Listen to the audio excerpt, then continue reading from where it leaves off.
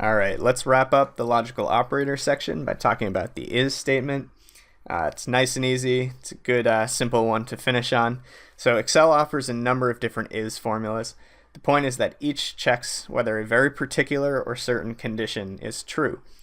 So when you type an is function, you're just going to return either a true or a false. Those are the two possible values. Syntax-wise, it's about as easy as it possibly gets. You just write the formula, open a parenthesis, and drop in your value or reference, and close it off, and you're done. So here's a sample list. This is not comprehensive, but it should give you a sense of some of the is statements that are available to you. You can check whether your reference cell or value is blank. You can check if it's a number versus text, if you're getting an error. You can check if your value is even versus odd. You can see if it's a logical operator or a formula, and so on and so forth. So let's jump into Excel, and we're going to populate this last column, column M, called missing data. We want to identify and flag any cases where we have missing data in column G, or temperature column. So I'm going to start with an is error statement. So is error, open parenthesis, arrow over to G2, close it off, hit enter. You see I get false there because I'm getting a valid data point in G2. And then when I apply it down, you'll see it's flagged a true here in row 12 because I'm getting an error in G12. So that seems to work nicely.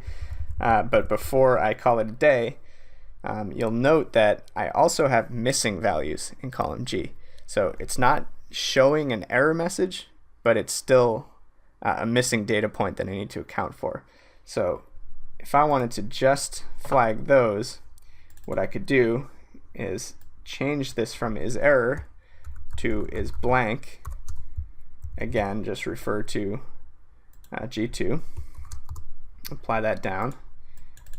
Now you'll see that row 6, where I have a blank, flags true, but the error in row 12 no longer flags true because it's seeing an NA error, which is not blank. So what I need to do is combine these two and flag as true any case where column G has a blank or an error value.